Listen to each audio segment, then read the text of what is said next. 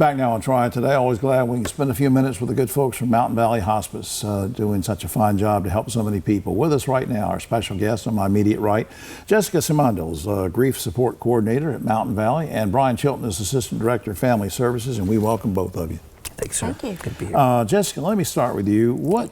Does grief affect everyone about the same way? I know it sounds like a stupid question. Maybe it is. Does it?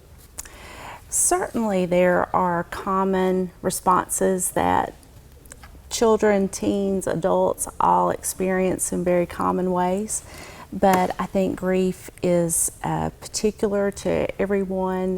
They grieve in relationship to that person. Right. So it's going to affect people differently according to that relationship and their personalities. Right, and as we talk about this theme of bereavement services, let me go to Brian for a second. Now, I know you offer bereavement services, we'll get into that in just a second, but in doing so, is this only available to families who have lost someone under care of Mountain Valley, or what? No, we offer community support for anyone who suffered a loss. In fact, I was thinking about this coming down the road just today. When a person comes into hospice care, they're diagnosed with a prognosis of 6 months or less. Right. But so many people may lose loved ones tragically by accident, unfortunately self-inflicted harm. That's right. So they're experiencing the same type of loss that people in hospice Same do. kind of grief. Absolutely. Different circumstance. Absolutely. Do these services also include support for caregivers for when there's in-home care, hospice care, and let's say the wife is staying home all the time looking after the husband, waiting for the hospice folks to come who do a great job, but the wife or the spouse has a lot on them. Do you offer support for them? Absolutely.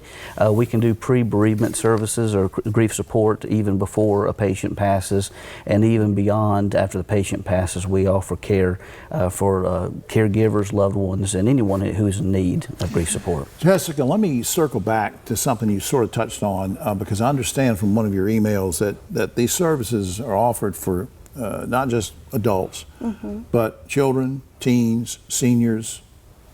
Tell me about it. Yeah. So we offer support to children, teens, whether they have been in hospice care or within the community, through our Love's Peak program. Right. And that's providing specific care to their needs. Right, because they maybe lost a father, a mother, a grandparent. Exactly. Yeah, and I think our camp really highlights the different ways that children and teens need support through play, through journaling, through just having a good time together. Right. Just various activities that we bring in. Yeah, sort of develop their own peer support system too under your guidance. So that's the last thing I want to touch on for both of you. What advice do you give to families who might be struggling with this decision about we have someone, a loved one, who needs to go into hospice care? What do you say about the need for them to seek help while there's still time to seek your help and support? Yeah, so I think the main thing I would tell people is they're not alone in their grief, and that they don't have to struggle through this alone, right? And that through support groups, or whether it's formal or informal support, maybe through their church, community, whatever works for them in their own way, that that support's available, and to accept that support. Yeah, see, Brian, you're shaking your head, you agree, right? Absolutely. I just echo the same sentiments that Jessica has presented. It's important for people to know that they're not alone. Support is available, and we just want to be able to help out any way that we can. Up on screen, mtnvalleyhospice.org. Please check that out. Give them a call or visit the website. All the various services you can learn about in there. Remember, Mountain Valley is a nonprofit. They do not turn people away because of lack of funds, and they help a lot of folks. Thanks for all your work and help. Sir. Thank you. Thank you, sir. Thank you. We'll be right back after this.